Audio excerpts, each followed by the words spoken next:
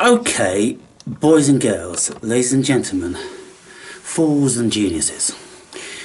Here is a little brain teaser for you to see how logical, rational your minds work.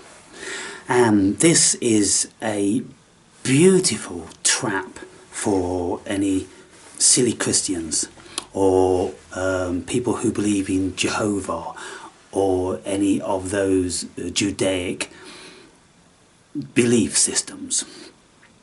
Because what I'm going to present to you is logic and reason, and I want to present to you the failings of the Bible. There is no logic within the Bible, there is no reasoning within the Bible. There is a load of dichotomous, schizophrenic, contradictory, nonsensical stories that have been thrown together by a bunch of people.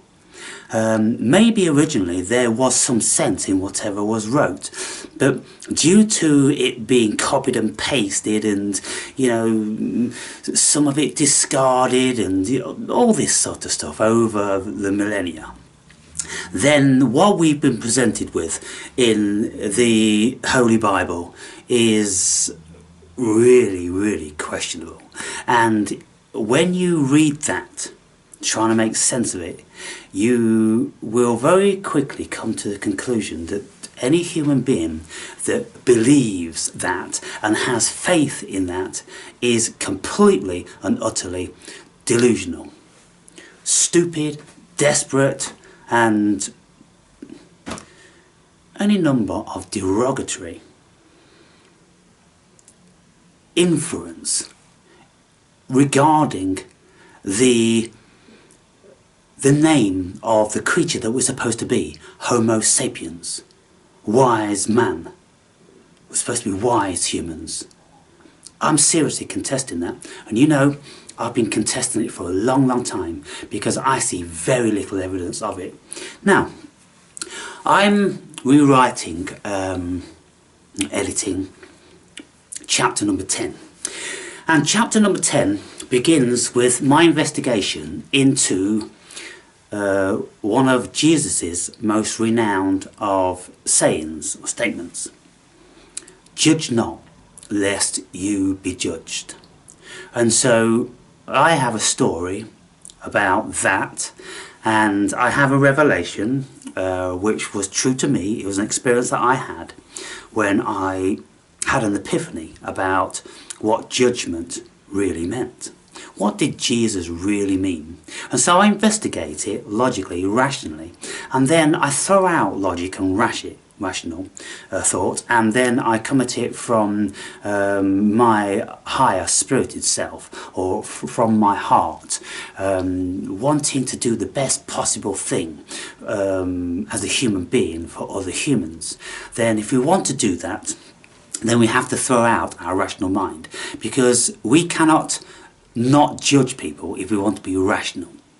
Every single country on the planet has courts of law, because we are, some of us were rational creatures, and the hierarchical system is given to rational thought over the minions of fools.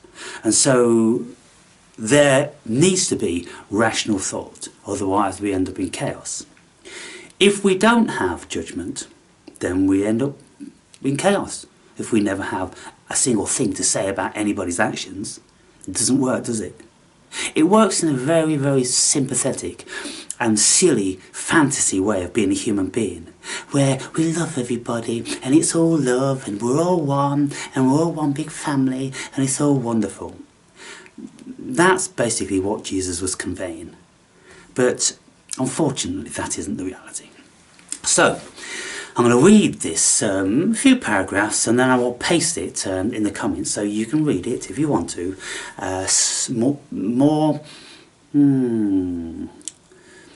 Applying more intelligence to it, thinking about what the words and the paragraphs mean. What exactly am I saying here? And I've tried to be as clear and as thorough as I can. And so this is how it's reading.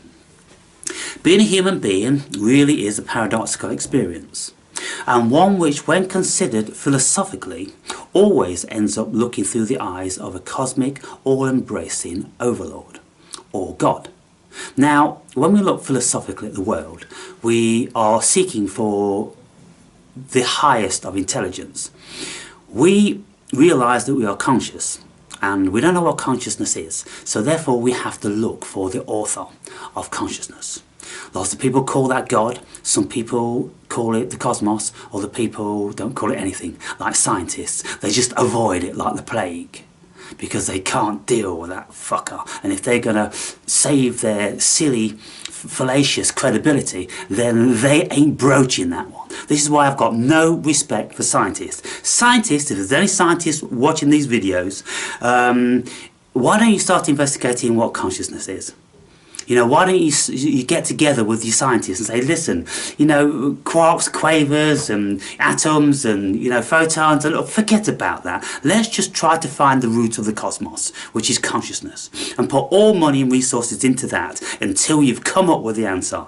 And until you've done that, fucking forget everything else, because it's all bollocks. So, we're looking at the world philosophically. It always ends up through the eyes of a cosmic, all-embracing overlord or God.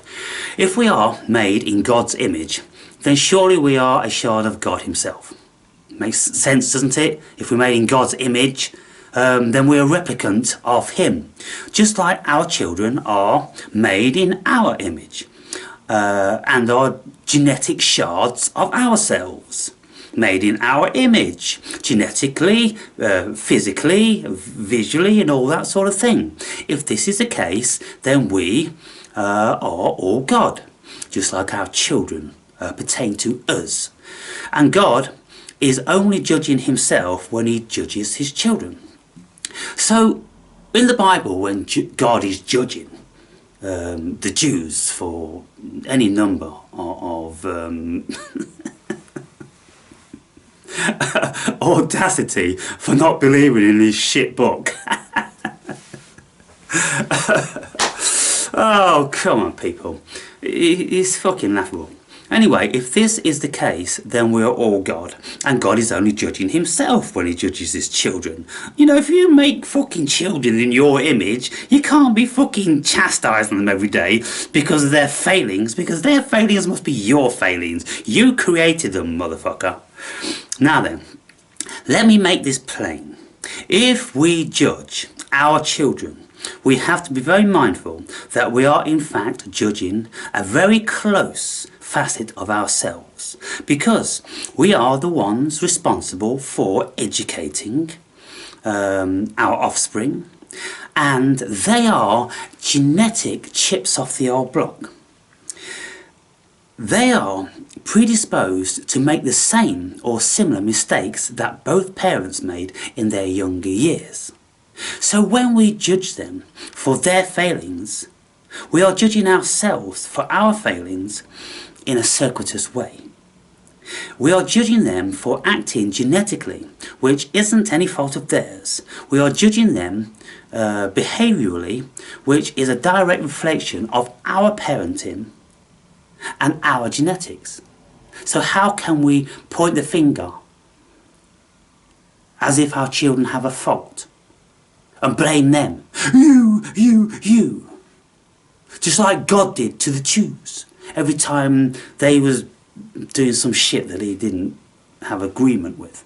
So every time our kids are doing some shit that we don't have agreement with, surely we've got to look at, oh my God, my son or daughter is doing exactly the same as I or mother did. How can we chastise and blame our children for that? What do? We just got to try to, you know, educate the child into the downfall of those actions. So we can't chastise our children. We just got to educate them. Listen, unfortunately, you've been born with our defaults, with our default genetics, with our failings and faults. We've passed them on to you, and sometimes when I'm talking to my daughter and I tell about the propensity that I have and she has that, oh thanks Dad, so you know I've got you to thank for that, and I'm like unfortunately, but you know it's not my fault, because it could have been my old man's, it could have been my old woman's, it could have been their parents, it could have been their great parents. Where's it come from? It's passed down to us. They're human failings. Oh, where did they come from? The Garden of Eden. Oh, whose fault was it then? The serpent. Who put the serpent there? God did. Aha! So it wasn't the serpent's fault. It was that fucking idiot up there then, who put the serpent in the garden in the first place. And put the tree of knowledge of good and evil in the fucking garden with tasty fruit.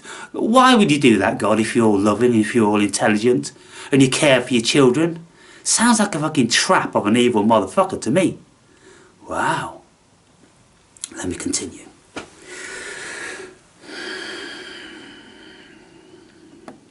You might want to play this back, people. You might want to listen to it twice. For fuck's sake, if there's any intelligent people out there, apply yourself for 10 fucking minutes. God himself is in no position to judge his children without taking direct responsibility for his own failings. If God judges us, then he enters into a paradoxical scenario where he is critical of his own attributes and intelligence. Why did God create himself stupid? He would only be judging himself if he did that.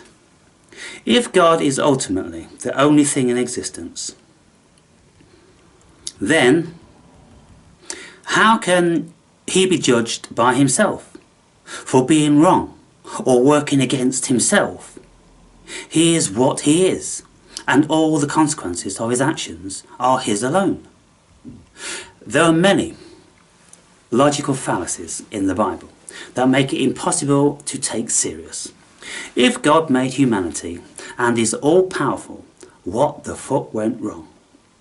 There is either weakness or incompetence being exhibited, or God is a schizophrenic or evil. Blaming our failings on the serpent is a cop-out. Why create the serpent in the first place if the Garden of Eden was perfect? Why create temptation in a tasty fruit from a forbidden tree? Why even create the opportunity for mankind to fail if God is all-loving and powerful and smart? Why create Adam and Eve with the inability to rationalise what is a good idea or a bad one? Why tempt someone with evil if they are not intelligently enough to understand the ramifications of their actions? The answer seems very obvious to me. Either God is fake, which is most probable. That's most probable. The whole book and the whole concept of Jehovah is completely and utterly fake. And I'm pretty sure most of my viewers would agree with that one. God is weak. If God isn't fake and he's the thing, then he's weak as fuck. Because he doesn't have the power to stop the serpent entering his beautiful creation. Is God schizophrenic? Did he decide to create paradise and then just fucking toss a serpent, an evil serpent, over the fence into Garden of Eden? Going, let's see what Adam and Eve do with that. It's gonna be fun whatever happens. Cosmic giggle, people. God is a liar. God's a fucking liar. Lying about creating this beautiful Garden of Eden for his beloved children. He threw a fucking serpent over the fence, for fuck's sake. God is evil. The demiurge of Jehovah, it is written by the archons and by lots of other people, he's evil, he's a demiurge. He is just one of many gods. And this particular one, if he's a god and created this prison planet, then he's an evil motherfucker. And trust me, I've had his wrath. He ain't no loving God. Jehovah and Christian believing, I've actually put, I thought, I don't know whether I was coining a word. I called anyone that believes in Jehovah, Jehovian. So I've gone Jehovian and Christian believers are dumb as fuck for believing such dichotomous, schizophrenic shit. That it makes human intelligence look like a cosmic giggle. Who is buying this shit? I listened to Jordan Peterson and, you know, his Jewish Muppets who, oh yes, about the Bible and the Old Testament. Well, we think it means this and it must mean that. And, oh, what they're trying to create out of a pile of shit, you know, it's unbelievable. How they try and turn it round, twist it, wrench it, manipulate it, fucking paint it white when it's black and all this shit. Laughable motherfuckers, desperate as they come. Really, it is, when you look at the human being from an intelligent perspective, you look around and you go, this is a cesspool. It is a fucking cesspool. What I did, right, this is the thing. A few years ago, when I was meditating, I used to ask my higher self, the creator of the universe, the cosmos, to increase my intelligence.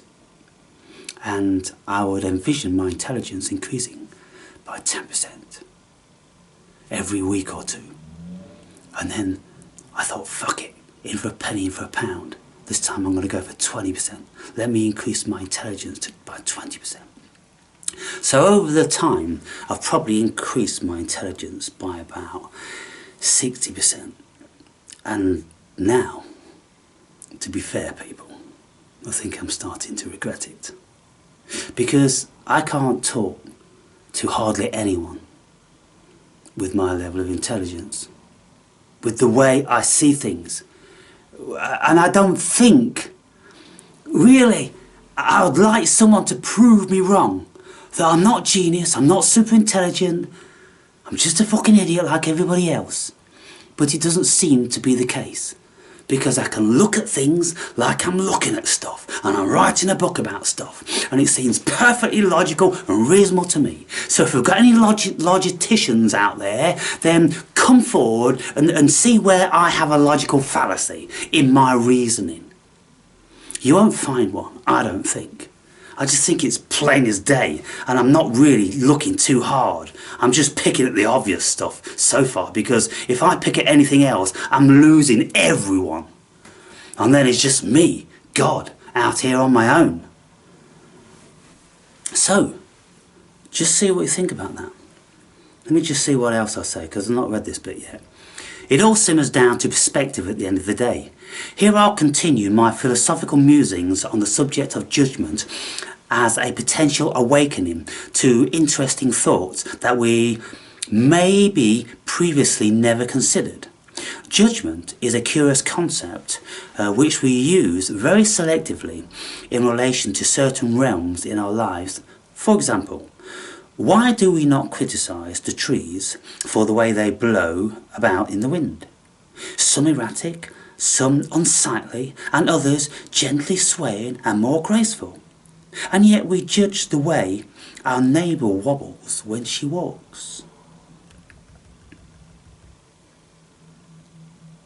Why do we not judge the river for the way it flows and ripples over the rocks?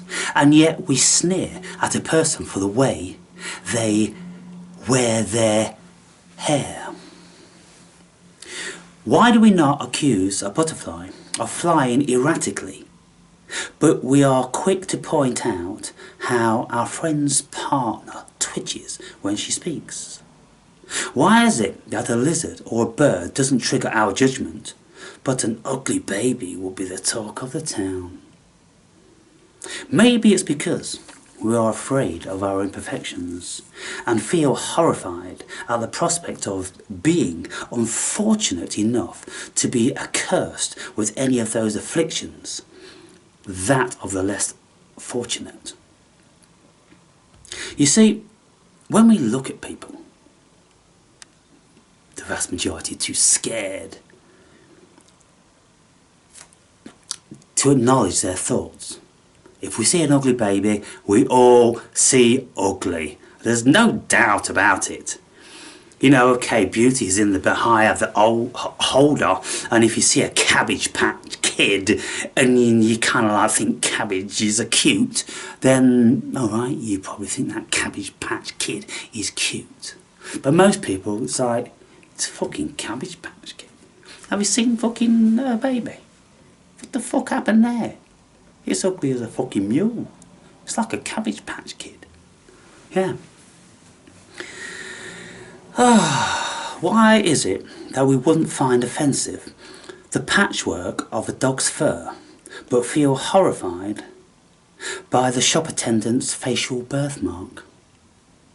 When it's a dog and he's white and got a black bit over his eye, we call it Patch. Come on, Patch. And we accept it, no problem. But if you've got someone with a big purple birthmark on the face, ugh. Every time you look at that, you're thinking, is somebody throwing some acid in your face? What did you do wrong? Oh, you must have been a terrible person. You must have been a terrible person in your past life. Why would God afflict you with that now? So everyone can see how evil you were in your past lives, of course. You're carrying the sign, 666, evil one. Ooh. We don't, what, I mean, some people might think, oh, so I feel so sorry for that person. You know, it's just unfortunate how God dished out that. Why does God dish out things like that? What sort of a motherfucker is this God? You know, it seems like he's got, you know, a bunch of stuff. Some of it's pretty and pleasing and healthy and aesthetically pleasing to the eye. It's like when we used to make these potato faces out of things you used to push in the potatoes. You got a whole box, but you can make all different sorts of stuff. Well, it seems to me God's got a box of that shit. And he's like, oh, I've got some beautiful ones here, and they're on this fucking load of mismatched fucking stuff that if you put it together, it'll look ridiculous. Oh, fuck it. I can't be bothered to fucking think about this anymore. Yeah, give them that, give them that. And that's what it is. Just give them that, that'll do. It's a cosmic giggle, people. You know, with all these things of people being excessively tall, excessively short, you know, excessively fat, excessively thin. You know, we're even freaks when we're excessively intelligent, excessively stupid, and, you know, all these sort of things. You know, really is peculiar. And then we've got, like, you know, what we say, we've got little peck people, haven't we? 2 feet tall. And then we've got, you know, people with giantism, 9 feet tall. Or unless they're descendants of the giants. They call it giantism. It's the fucking genetics from the giants, if you ask me. Anyway, people, I can't overload you, can I? I can't overload you. You know, probably the first 2 sentences was overload for you. That's what I seriously think, because very, very apparent to me. You've got all the time in the world to watch all of my videos, but you don't have any time to put anything down. No, no, no, it's not the time. You have the time. It's just that if you start to put things down, you get confused, don't you? Some of you have said, oh, I wrote this, and then, oh no, and then I wrote it, and then, oh no, and then you get scared and you get inhibited about posting it because you start to judge yourself. You like this schizophrenic God. What God is doing when he judges his children, his creation, he's judging himself. God is a schizophrenic. I've no doubt about that. So if you have got schizophrenia and you're riddled with doubts and insecurities, it's a form of schizophrenia, people, because you've got these battling minds in your head. You're not comfortable with what you put. Oh, I think this and I think that. Send. Oh, have a great day. No, it's kind of, should I send it? Should I not send it? Oh, I won't send it. You know, it's all like that, isn't it? Just fucking send it. The world's fucked. Human beings are fucked. You're not alone. Everyone's fucked. Anyway, I tell you what, here's the fucking thing. If I can't get 10 comments on this video, I'll take the channel down. I swear to God, I'll take the fucking channel down. I'll do it. Don't fucking try me on it, I'll fucking do it. Because I'm at the end of my fucking tether with this bullshit.